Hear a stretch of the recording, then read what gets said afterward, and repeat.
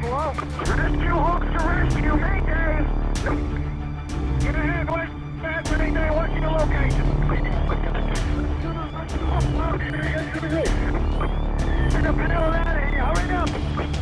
We need radio silence, I need water in that 2.5 inch line. 48 inch water in a 2.5 inch line. To the rope, to the rope. 35 in the rear, 35 in the rear.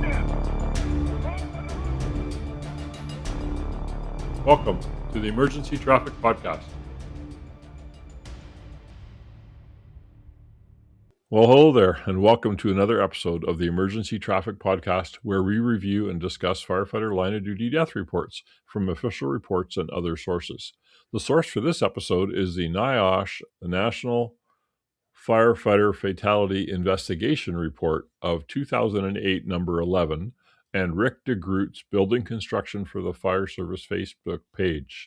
We have a bit of a disclaimer here in that, the podcast commentary is based on the information that's available at the time of the recording from these reports, and also our experience as experienced fire officers in our careers. This is done to the best of our ability, and listeners should be cautioned that you may not agree with our opinions, but it's our podcast, and sometimes we express our opinions. Let's see. We have Denis and Dennis today. So hello, Denis from Nova Scotia. How you doing?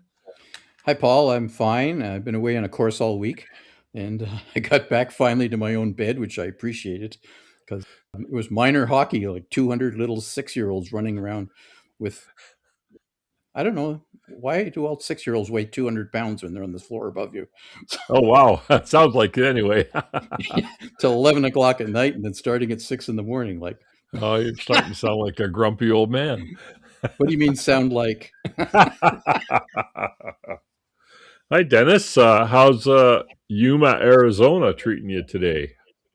Well, hey, Paul, it's always good to be here. It's a little warm down here. I think the today's high is going to be 42 Celsius, but it's a dry heat, we like to say down here. So not like we had in Winnipeg for our course. I guess it'll be 2 weeks ago now. So where it was, minus 20 with the wind chill. So it's a bit of a change. Change is always good. But yeah, it's always good to be back and working through some of these episodes with you guys. And Paul, I can't remember if we talked about this last podcast or not, as part of the current events. Was the podcast not recently nominated for an award in Canada recently? Did I hear that correctly? Anything you want to add there? We didn't announce it because it just happened a few days ago. But yes, I entered the podcast in the Yorkton Film Festival, named after Yorkton, Saskatchewan. The film festival has been going on since 1947. I had no idea, and Yorkton used to be in my sales territory in the 80s and 90s. But anyway, and so they were looking, they have a new category, which was nonfiction podcast. So Dennis actually encouraged me to apply and enter. I entered the film festival, and we've made it to the last round of nominations. So us and 4 others are potentially, one of us are going to win the award as the best nonfiction podcast in Canada under an hour. So that was episode number 73. Which was the drowning episode in Saint-Urbain, Quebec, where 2 firefighters drowned using an Argo during a water rescue. And that was a great episode. I really remember that episode. There was a lot of good emergency management stuff about, preparation and mitigation and stuff, which Dennis and I both teach emergency management for the Northern Alberta Institute of Technology. So it kind of related to me at that time. But yes, so we're going to be resting on our laurels as a nominee for the best nonfiction podcast in Canada, maybe. Well done there. Paul, when will you hear how you make out on in that? May 23rd, 24th? You're going to pay for me to go to the opening to the ceremonies, yeah, in Yorkton. Is there anything that the listeners can do to help out?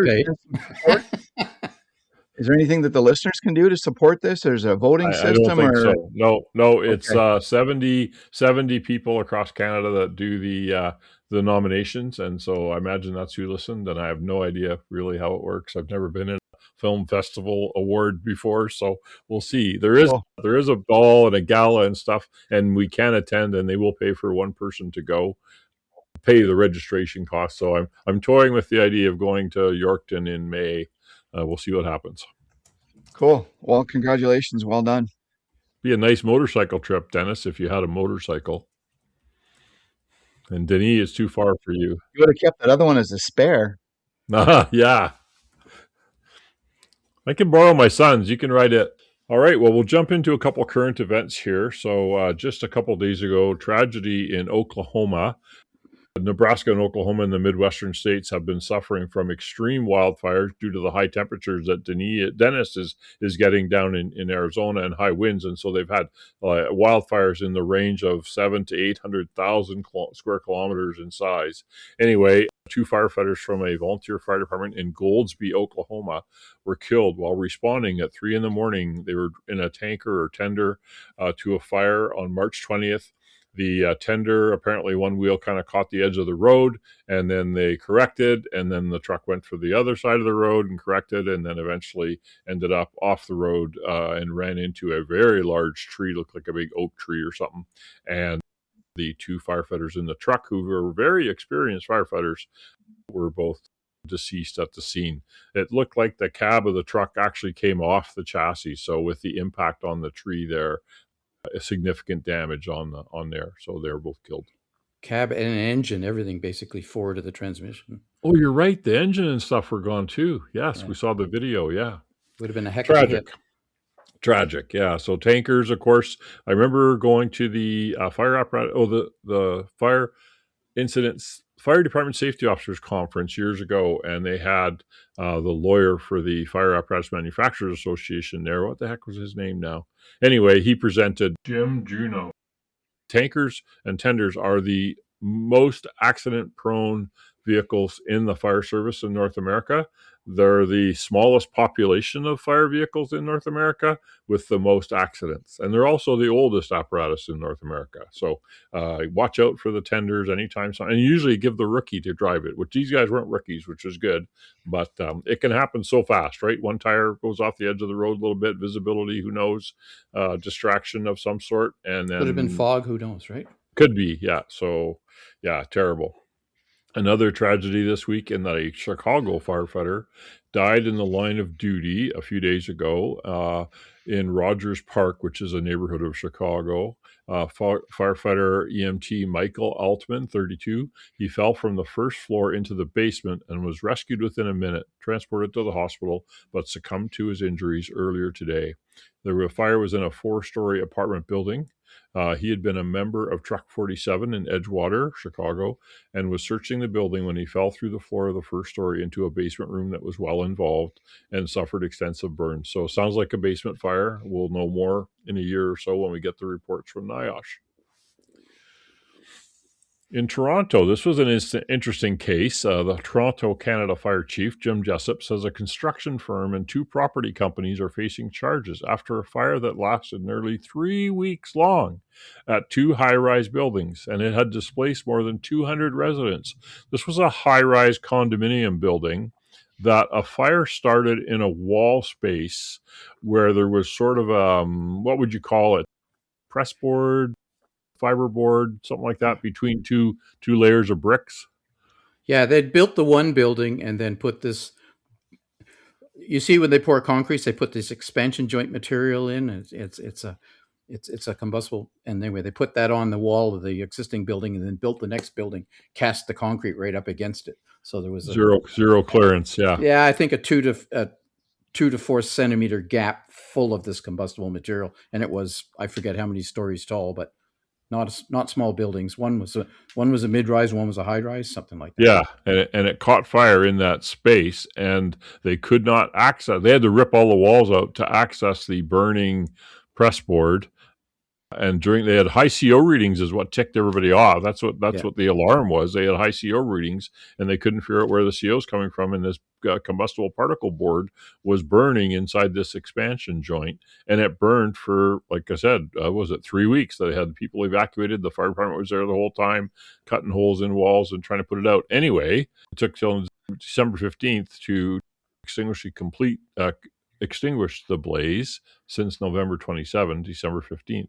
Chief Jessup says that the construction company is facing multiple charges in violation of Ontario Fire Code for failing to protect combustible materials from ignition sources during hot surface applications such as hot work, and failing to conduct a fireworks after the hot work to make sure that nothing had lit on fire. I had a very similar instance here in Lacombe in an apartment building. A plumber was doing hot work, and all of a sudden they called us at 8 o'clock at night, and there was a fire in the building. It had caught fire inside the plumbing chase in the building, and we spent hours trying to find where the fire was. Eventually we found it. More on that later. But anyway, of course, I was in the building without my SCBA on, looking for a fire without a hose line, opened the wall up, and guess what we found? The fire. But anyway, if Doug was on here, he'd be all over me for that one. Let's see. Chief Jessup says the condo company and their company that manages properties have also been charged with failing to implement the building's fire safety plan, which requires the fire department to be contacted upon activation of a building fire alarm. So no one called, and I guess it wasn't a connected system. 408 units had to be evacuated during the fire, and the city said at the time that 239 people from 119 households were staying in hotel rooms. Chief Jessup says the 3 defendants are scheduled to appear in court later this month, from CP News. So it was just so weird that this fire went on for 3 weeks, that they had units there digging at it. How would you accommodate that with your scheduling for all your shifts and firefighters when you had to leave 2 or 3 units at a slowly smoldering condo fire for 3 weeks, and all the poor people that were locked out of their homes? That press board, that fiberboard is between 2 cinder block or 2 cement walls. How's it actually even getting air in there, like to get to From the underneath oxygen? and from the outside. Yep. There's always Gee. air somewhere, right? It's not a vacuum. Well, No. it wasn't actively burning, it was smoldering. Yeah. And we used to use things like 10 test, right? Yeah. And- 10 tests. and- And that was a brand name, but it was very common, and it's a compressed, not even paper. It doesn't even look like paper. It's more like fiberboard, and it's full of, it breathes, right? That's one of the beauties of it, is that it will breathe and moisture will come out of it. But I think it's just enough for it to smolder. And I don't even think it sustains flame. It's like sawdust burning. Just glows. It just glows. Yeah. And off gases, of course. Yeah. Yeah. The house we had in Latuque up in the bush, when I lived there for 3 years, we actually lined the whole inside. Instead of drywall, we used tin test, because it was economical and it worked well and painted well. And I mean, it was okay. Probably not a great idea. I don't know if it met code, but it was a house, who knows, in the bush. Let's see. Okay, this week we are going to Los Angeles, California. We've been there a few times before. In fact, three episodes ago, we were at that mansion in Hollywood Hills.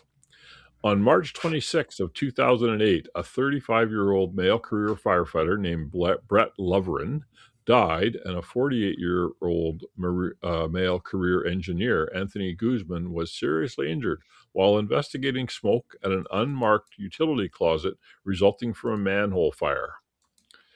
The fire department we're talking about is a career fire department with 3,586 uniformed firefighters at the time of the investigation.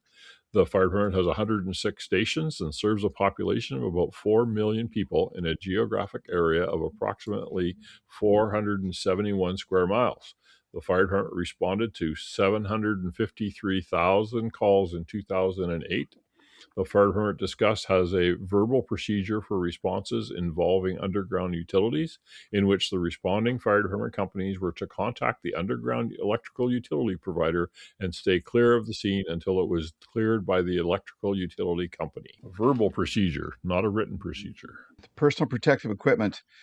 Firefighter Loverin was wearing his turnout pants, turnout coat, and his helmet. The injured engineer Guzman was wearing his turnout pants, a uniform work jacket, and his helmet. Neither firefighter had on a self-contained breathing apparatus or SCBA. From a training and experience perspective, the state requires all career firefighters to complete training equivalent to NFPA or National Fire Protection Association Level 1. The fire department provides all new recruits with a 15-week training course conducted at the city's fire academy.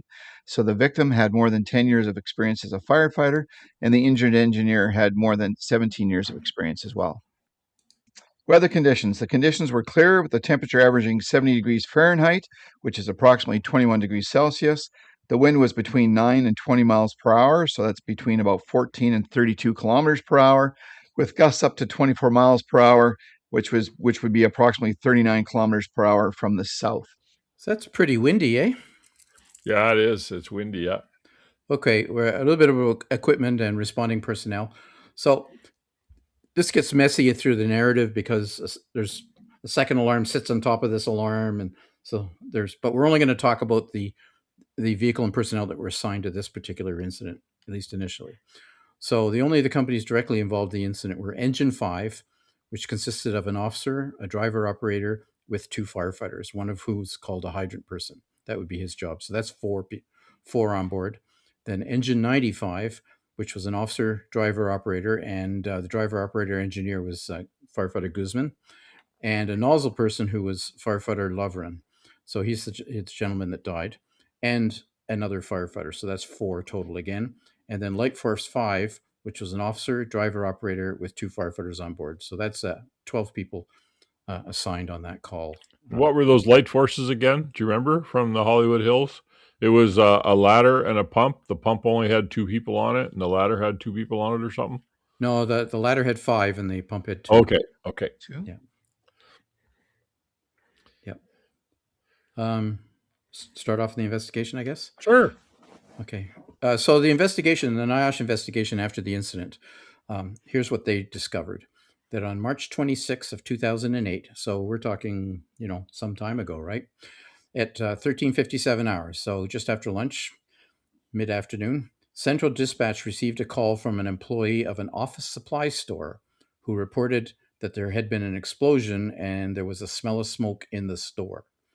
So at 13:58, a minute later, in other words, Central Dispatch received a second 911 call reporting an underground explosion that shook the entire block with smoke coming from a manhole. Not specific exactly where that call came from, but in the area, obviously. 1 minute later, Engine 5 was dispatched to investigate the smell of smoke.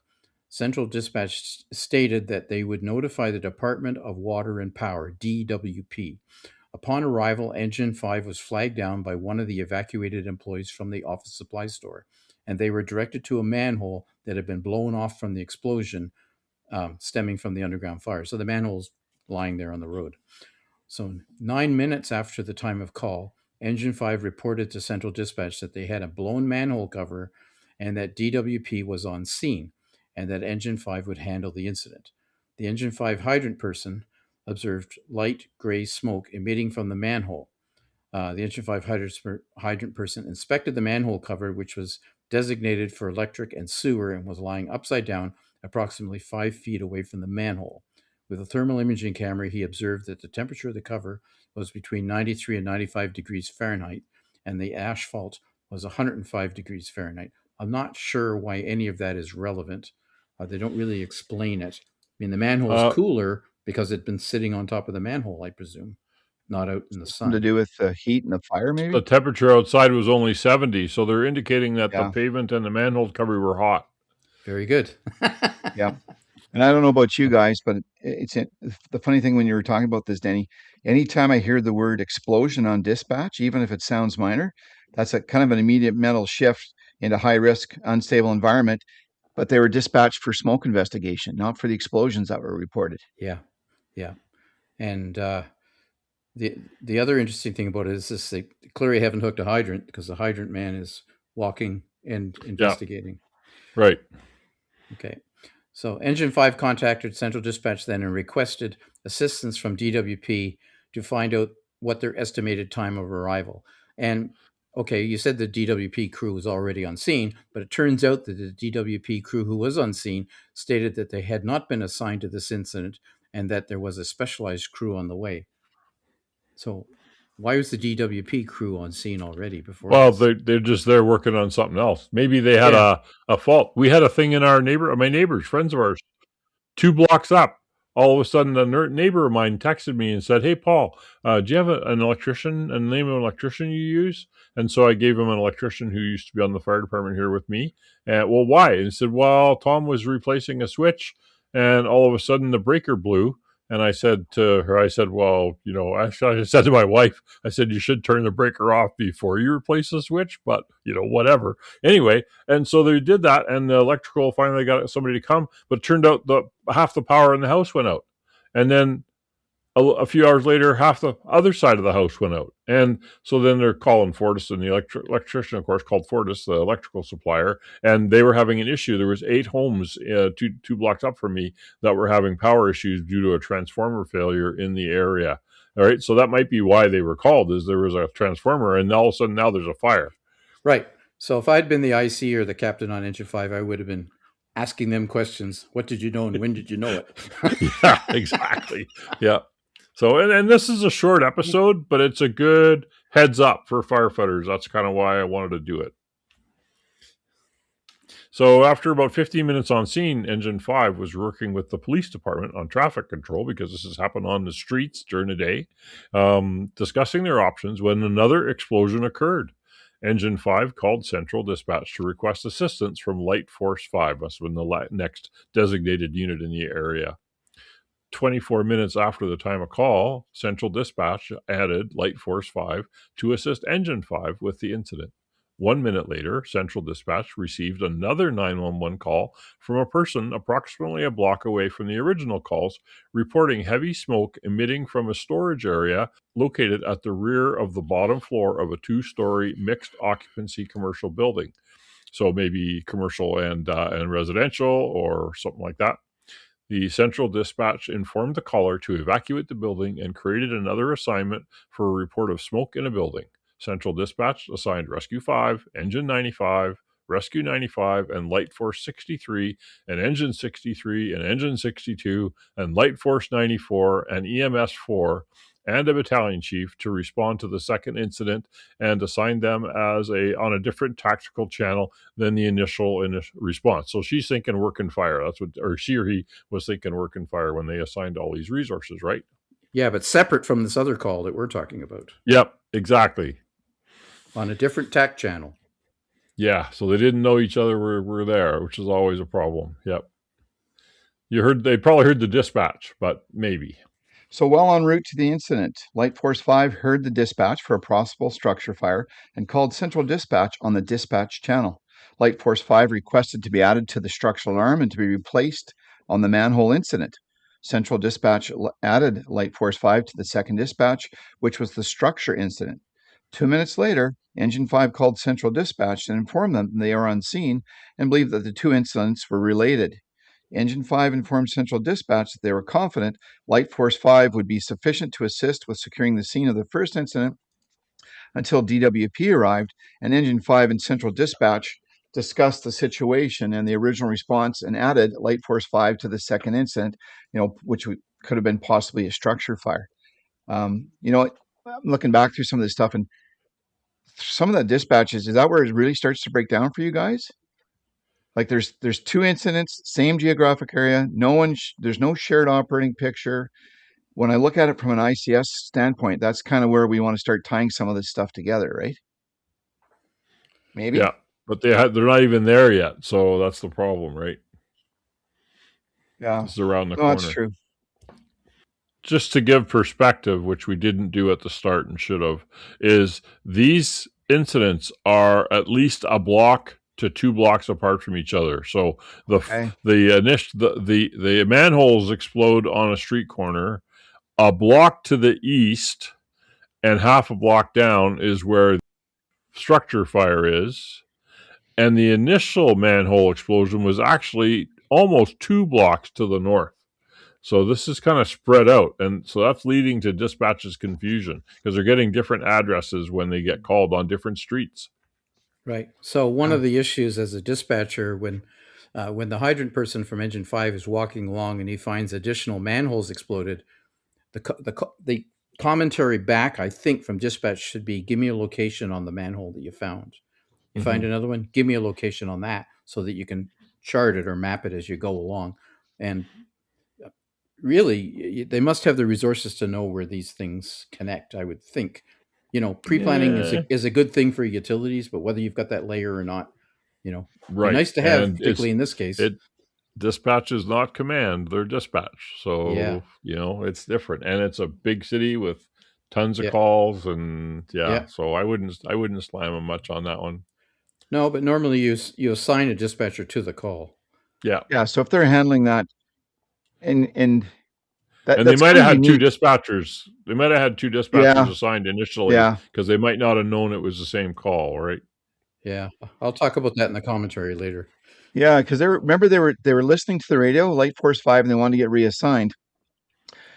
And when you're hearing that multiple manholes even within a few blocks of each other are blowing off, there's explosions. You think there's some sort of connection there, that it's not necessarily isolated incidents, maybe that there should be some sort of pattern there. And that's why we try to talk about situational awareness with some of these guys. But during this time, the engine 5 hydrant person was directed by his officer to investigate the second manhole explosion on foot.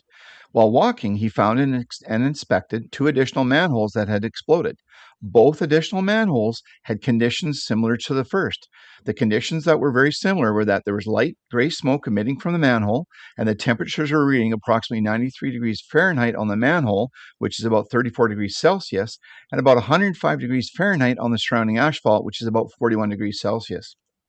A note here that the engine 5 hydrant person attempted to communicate his findings to his officer, but the officer was switching channels to communicate with central dispatch regarding the second incident and did not receive the information. The engine 5 hydrant person met a police officer in the street who informed him that smoke had been observed from a room attached to the back of a commercial building. So 28 minutes after the time of call, the engine 5 hydrant person who found an unmarked locked steel door under an open stairway at the end of a covered patio of the commercial building. Black smoke was leaking from the top and bottom of the unmarked door. He described the smell to NIOSH investigators as resembling an automobile fire, which was identical to the smoke coming from the manholes. He felt all over the door with his bare hand and did not detect any heat. The engine 5 hydrant person heard sirens and walked into the parking lot to see who was responding. There's a note from NIOSH. At this time, engine 5 hydrant person was unaware of any additional incidents or apparatus being assigned to his company's incident. He just got called for a manhole smoke from a manhole, right? Initially. Well, it's a classic trap. That's right. Yeah. Then he found engine 95 and told them that he observed smoke from a rear door area. He followed them on foot as they pulled into the parking lot just behind the stairway. The engine 95 nozzle person, firefighter Lovren, exited the truck with a rotary saw and was followed by engine 95 engineer Guzman. The engine 95 officer exited the cab and did not see or smell any smoke as he proceeded to the rear of the apparatus to retrieve his SCBA. Engine 95 engineer Guzman followed firefighter Lovren into the hallway leading to the door under the stairs. The door was locked and no smoke or smell of any kind was observed emitting from the door. Firefighter Lovren started the saw and began to make a cut on the bolt of the door. There strikes me here that there was, the engine 5 hydrant firefighter who was following the trail of manhole covers lands at this door where there's smoke coming from. Now, was he walking along investigating manholes and then looks over and says, "Oh, look, there's a door with smoke coming from it," and decided to walk over and investigate that just because it was in a building? Maybe it was more, he was concerned about it. And then the assignment, engine 95, who's assigned to the smoking door, arrives. Yep, exactly. Did they not have a conversation? Hey, what are you doing here? Well, there's been a manhole explosions and I'm following the trail and it leads here.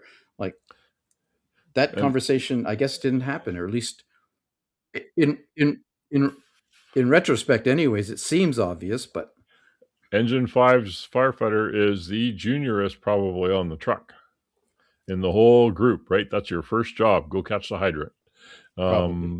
So, and he's just out there and he's discovering this odd phenomenon of manhole covers on the street that are hot. And he hears sirens, and the next thing you know, engine 95 pulls up, and I think there's smoke coming out of this building. Maybe you should check it out. And he backs off at that point. Engine 95 goes in, checks it out. Let's see. At approximately 31 minutes after time of call, the engine 95 engineer Guzman, who was within an arm's length of firefighter Lovren, turned to leave and retrieve a tool to assist in prying open the door when an explosion occurred. A note from NIOSH says that it was reported that the saw had been running for about 3 or 4 seconds before the explosion occurred. The force of the explosion blew the door off its hinge. The door and the saw propelled into firefighter Lovren. The force of the explosion blew the Engine 95 engineer Guzman back several feet. Crews on scene immediately extricated the two firefighters and initiated advanced life support. Rescue 95 transported firefighter Lovren to a local hospital where he was pronounced dead. Engine 95 engineer Guzman was life flighted to an area hospital where he was treated for his injuries. So it's not clear to me whether the saw ignition caused the explosion or whether maybe the act of cutting the lock caused the spark. Seems more likely that caused the explosion, or whether anything was related at all. Yeah, the Oh, that's sparks from cutting the lock, maybe. Yeah. Seems yeah. more You know what? likely.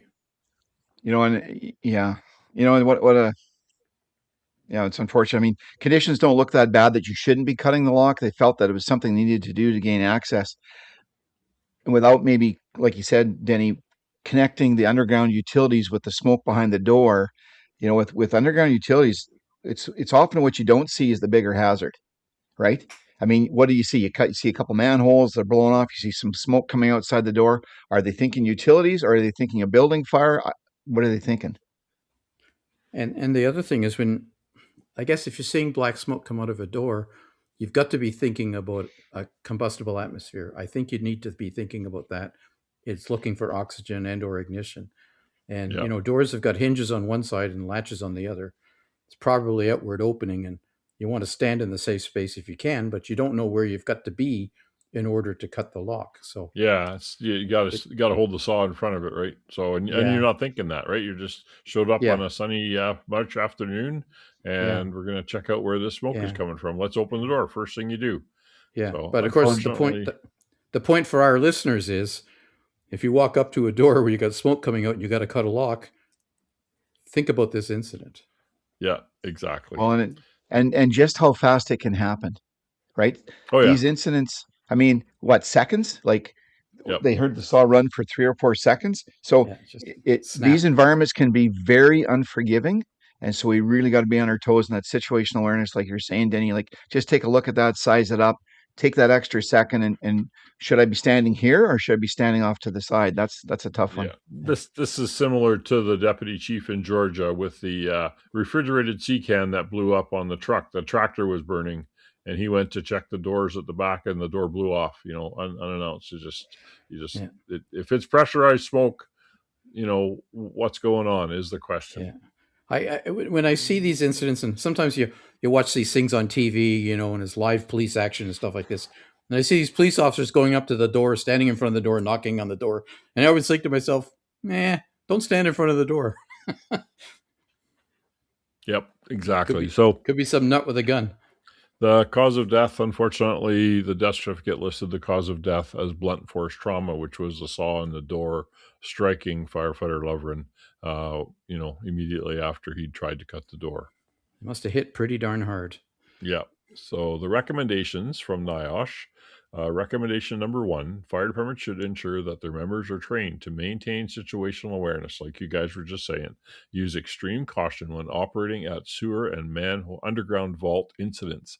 The trick here is it wasn't the underground vault or sewer that they were opening an electrical room is what they were, which was probably connected to those, but they didn't know that. They were just going down the stairs to the electrical room, and that's where the underground vault was in a building. Yeah. So I'm assuming that the Engine 5 hydrant man and Guzman never had a conversation about what might be a cause for this. No, I'm no, assuming probably that. never. And Yeah. maybe they did have that conversation and they just didn't understand what they were looking at. Yeah. So the discussion goes on to say, situational awareness. Of course, Dr. Rich Gassaway. If anybody wants more on situational awareness, look him up. He's on YouTube. He's on podcasts. He comes and does speeches all the time. He's got a team of speakers, and it's a fire chief that went and got his doctorate in neurology or neuroscience or something. And he talks about situational awareness, which is so important for firefighters, getting your spidey senses going at all times. It's one of the most critical aspects on fire safety on the fire ground. The incident information provided from the dispatcher may not always be what is encountered at the fire ground, and that's often misleading. I used to say the biggest calls in my life sounded like nothing on dispatch. And the smallest calls sounded like the world had just blown up, right? So individual firefighters must remain aware of their immediate surroundings, be alert for unsafe conditions especially before a size up is completed. And even if a safety officer has been designated to an incident, members should immediately report any unusual conditions to their supervisor or command. Manhole fires require that firefighters exercise extreme caution due to the potentially volatile situation that may exist. Typically, when a fire department has been dispatched to a manhole incident, an explosion has already occurred. These explosions can happen randomly and may occur after a considerable amount of time because the gases have to build up, the air exchange has to happen, right? And that all can take some time. When conditions appear to be dormant, it is imperative that everyone is made aware of the current conditions and that they remain prepared for changing conditions and the potential for what they may bring. Due to the nature of these incidents, which can escalate very quickly, firefighters should be in their full array of protective equipment, including SCBA. There are many possible hazardous conditions involved with these types of incidents that fire departments should be aware of, such as carbon monoxide or other gases within their explosive limits. Remember, carbon monoxide, a product of combustion, is also explosive. So you need to watch out for that. It has to be in a certain concentration, but it can happen. Damaged gas lines. The explosion could damage gas lines that are in the space, and therefore you get a concentration of gas. Electrocution hazards, of course, because things have been damaged. Fire and smoke extension through conduits from the manhole. So that's really what the manholes are. They're conduits. And environmental hazards like polychlorinated biphenyls, PCBs, asbestos, lead, etc. Confined space entry, because you're maybe going into a confined space. Oxygen deficiency inside manholes and vaults. And there's actually a potential oxygen deficiency just happened up in Alaska 2 days ago. A couple of guys working on a barge were killed fatally. Coast Guard's investigating. Flying debris, manhole covers following explosions, flash fires, all of these things can happen. Also sounds like a lithium-ion battery. But anyway, I'll let you guys go. If I could comment, though, that Yeah. if you're the officer engineer on the next in engine and you're responding to a vault manhole fire explosion, don't park on top of a manhole. Right. There might be another explosion. No. Yeah. Yeah. Any utility shut off or the manhole itself, right? Recommendation number 2.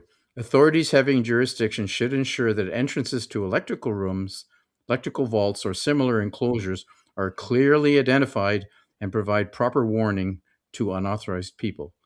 Guarding involves locating or enclosing electrical equipment to make sure people do not accidentally come into contact with energized parts. Effective guarding requires equipment with exposed parts operating at 50 volts or more to be placed where it is accessible only to authorized people who are qualified to work with it. Recommended locations can be, a room or a vault or some similar enclosure. So these guards should have conspicuous signs posted at the entrances to like electrical rooms and similarly guarded locations to alert people to the electrical or other potential hazards and to warn that entry is for authorized personnel only. Signs that contain the words, danger, warning, caution, do not enter, that kind of a stuff. With just concise wording that alerts people to the hazards or gives instructions such as danger, high voltage, keep out. And you'll see these all over the place, but somebody paints the door and the sign goes away, it's vandalized, and they paint or remove the graffiti, and the sign is lost. And so when you walk up to this door, you don't know what it is. So the room that the victim was attempting to gain entry to was unmarked, although, like I said, it might have been, who knows, at one time in its past, and was thought to be a storage room that was producing smoke from the structure fire incident. If the door had been properly marked, the firefighters may have been prompted that the incidents were related due to the underground electrical utilities supplying the electrical storage room. And I believe the call actually said that it was smoke from an electrical room. I believe the original call said that, but wasn't recognized at the scene. Might be wrong remembering that. We'll see. Recommendation number 3, authorities having jurisdiction should ensure that Central Dispatch has the technical capability to communicate information among multiple incident responses that dispatchers are trained to recognize when separately reported incidents are related. Paul, you kind of touched on this earlier. It could have been a couple different dispatchers handling the calls and getting them to coordinate that way. The discussion around this recommendation is that manhole fires are extremely dangerous situations that require different tactics than structure fires. The authority having jurisdiction should ensure that telecommunicators are trained to analyze the information provided by callers so that the center can determine potentially serious incidents and if incidents are related. The initial call made to Central Dispatch was for the smell of smoke. Engine 5 was the first arriving crew. They found and reported a manhole fire with multiple manholes involved within the immediate area. Engine 5 requested one additional unit for scene control until the utility company responded to assess the situation per the fire department practice. Just after the request for an additional apparatus, Central Dispatch received another call for smoke inside a structure within several hundred feet of the involved manholes. Central Dispatch dispatched a full alarm for structure fire with a different incident number on a different tactical radio channel. The possibility of these incidents being related may not have been recognized by Central Dispatch, and therefore information was not provided to the units responding to the structure fire. The Engine 5 officer called Central Dispatch to inform them that he believed the two incidents were related. Central Dispatch discussed the situation with the Engine 5 officer on his tactical channel and mentioned the possibility of the fire being in an electrical room. The units responding to the structure fire, including Engine 95, the victim's unit, were all on a different channel and did not hear that information that a fire was possibly in an electrical room and the incidents may have been related. That information was not provided to the units responding to the structure fire dispatch. The report of an explosion should have initiated a first full alarm assignment dispatch to this location. The failure resulted in the first due units mistakenly assuming that the incident was much smaller and thus not establishing the appropriate command structure to manage the kind of incident.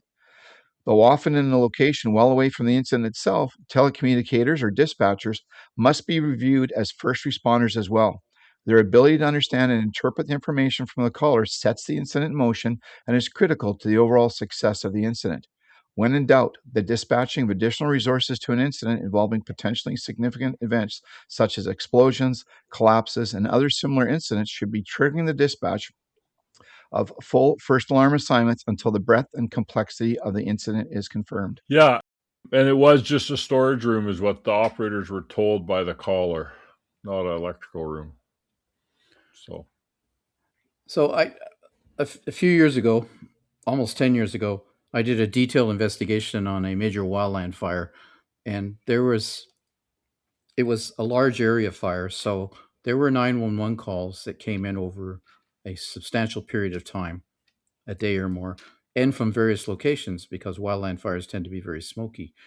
And so the way the dispatch system works is you have call takers who take the call and do initial triage and then send it to dispatchers. And it seemed apparent through the communications that sometimes there was a lack of realization that incidents might have been connected. And so in many cases, there were separate incidents. I think in this case, something like 15 separate incident numbers files were opened. And, so there was a lack of understanding, I think. When I was doing the investigation, I kept thinking to myself, is anybody plotting this on the map to get a overall perspective of exactly what's happening and where it's going? And it was pretty clear to me that there wasn't having that understanding. And different dispatchers were taking different calls and different call takers. And so I can see how this can happen, particularly as you get cascading 911 calls. So I'm actually quite surprised that they might not have made this connection, although it says that they weren't sure that that was the case. And because the building fire that called in later, they said, smoke in a storage room. And so that's where the connection fell down. If you look at the map, and we'll post it on our social media feeds and in the LinkedIn and Facebook page, we'll post the pictures from NIOSH. But the initial manhole explosion was a clear block and a half north of where the subsequent manhole explosions were. Yeah. And that was a block and a bit away down the other way on another street. So different addresses. Every one of these is on a different street, different addresses where the building smoke was. So That's Yeah. probably why. Yeah, this is the hazard of analyzing these things after the fact. Yeah, exactly. But be aware of it anyway, that if you have some manhole cover calls, and you get another and another, and then another call comes in, it could be related. So this is from Rick DeGroot's Facebook group, Building Construction in the Fire Service, which Rick does an awesome job of all these events. He goes way back further than we do. We try to focus on 2000 and beyond, and he does lots of these. So it's a great page to go to if you're interested in this stuff. Firefighter Brett Allen Lovren was 35 years old, a 10-year veteran of the Los Angeles Fire Department, had been assigned to the A Platoon, Fire Station 95, since October of 2005, so 3 years at the time of this call. From kindergarten, he wanted to be a firefighter. Right out of high school, he pursued it until it happened. After fire science at Rio Hondo College, he started as an auxiliary firefighter for the city of Downey, which is a suburb, where he became a federal firefighter stationed at the Naval Base in Long Beach for 3 years. 1997, he completed the LAFD Lateral Fire Academy, so he did a lateral from one department to another. Los Angeles City Fire Department. He is survived by his father, mother, and brother. Commentary. So, in many urban areas, electrical service is delivered to structures via a system of underground conduits and transformer vaults. And you can see the manholes on the street. They'll say electrical, and that's a pretty good clue. Sometimes they'll say bell because it's telephone equipment, and you can Right. still have voltage there too, of course. So, but these are confined spaces, and they're often interconnected via underground cable channels, like pipes, basically, or vaults, square, rectangular. Not really places you can crawl through, though. And they can run for considerable distance. Should a fire involving electrical equipment, and there can be transformer equipment down there too, and there can also be capacitors, there can be a lot of stuff down there. They're filled with cooling oil, so that's a combustible. The resulting fire can become oxygen depleted because, of course, it's not readily available oxygen. You've only got the opening on top. And that can enter then into a smoldering stage. And what's it looking for? It's looking for oxygen. Large amounts of combustible gases resulting from incomplete combustion can build up in these areas, meaning build up and be pressurized because the temperature is rising and the fire is producing pressure. And they're often connected to electrical service rooms in commercial and large residential occupancies. So, in other words, these gases that build up under the manhole and conduit systems out in the street can push in through the electrical ducts into buildings, into those electrical areas inside buildings. So on-burn products of combustibles can follow the path of conduits and service tunnels into the electrical utility areas in closets, basements, and below-grade areas, also in buildings. In this instance, an explosive ratio of on-burn combustible gases from the fire in the underground electrical vault had accumulated in an electrical closet and were violently ignited by the sparks from the blade of the power saw as firefighters attempted to gain entry into the unmarked closet. So this closet had sufficient combustibles in it and sufficient oxygen. What it was missing was an ignition source. And the saw provided the ignition source, is what they concluded. So when firefighters are confronting manhole and underground electrical fires, firefighters should adopt a defensive posture. What's the rush? And await the arrival of a specialized utility crews that have experience in dealing with underground vault fires before attempting to enter any confined spaces, electrical rooms, or vaults. Particularly, they know what connects to what, and that's kind of important. Remember that unburned combustible gases can enter adjoining buildings from underground conduits and service tunnels, as I've already said. A combustible gas detector can be a useful tool for checking adjacent buildings and basements for the presence of combustible gases. I want to draw a parallel here with underground natural gas leaks. And we did one, and it was in Sunrise, I think it was, or Maybe. Arizona or Nevada. I forget where it was. And they had an underground gas leak on the street, and it went into a building, and the building detonated. And I think the deputy chief or somebody was actually killed because he was in the building investigating. And because natural gas, for instance, can travel along the pipes in the ground. And so I think you need to draw a parallel between underground natural gas leaks and underground utility vault fires as being very similar in hazards, as in there can be a buildup of combustibles and they can travel. Well, recently there was the fire in New York in a building, that blew up while the firefighters were in the building, I believe. and several people were killed. It blew the fourth floor, half of the building. But that's more intuitive to have that happen, to have a gas leak in a building, and we know it's going to penetrate the rooms and the halls and stuff. What seems to be less intuitive to us is that this stuff can happen underground also. Underground, if you ever see videos or pictures of utility crews digging up city streets and you see what's buried under the ground, there's pipes. There's sewer pipes, there's water pipes, there's gas pipes, there's utility pipes, and there's lots of gravel, and there's so many places that could allow combustible gases to migrate and to move into buildings and into other areas. You could see how you could have multiple explosions whereby gases could leak along until they find a source of ignition and or enough oxygen and cause explosions. You can see how that can happen. And as ex-refinery fire chief, I'll tell you, we stayed away from manholes if there was an incident going on. Yeah, the Sun City, Wisconsin. So you had Sun right. I didn't think Arizona, but Sun City, Wisconsin, a gas explosion. That was episode number 54 of season 3. You're right. And I think there was another one too, but I don't have it at my fingertips. But yeah, so, beware. Yeah. People, remember the service of firefighter Brett Lovren by reviewing your fire department's procedures for dealing with fires in electrical service rooms and underground vaults with your crew members today.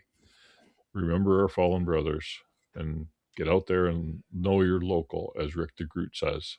No, I guess a key takeaway for me on this one, guys, and correct me if I'm wrong here, explosions of any kind, even small ones, should immediately push us into a defensive mindset until we really fully understand what we're dealing with here. The door wasn't marked properly. There were some communication issues, but there was the report of explosions early on, but they were sent for a smoke investigation. There should have been a trigger saying, I think you talked about this, Danny, about just slow down and take your time here. But yeah, it's too bad. Thanks again for joining us, and thanks for having me, Paul, Denny. It's always good to see you. So I think there's lots to be learned from this episode, and even if you don't live in LA and have underground utility vaults, just be aware. Try to memorize the lessons from this one, put them in your head so that you're thinking about all the hazards that are possible, and be safe, please. Get out there, know your local, and let's be safe out there. Thank you, everyone, for listening to another episode of the Emergency Traffic Podcast. We hope you continue to find these informative and insightful. Please give us a like, a thumbs up, and subscribe so you're notified of the next episode. Thank you very much. Talk to you next time.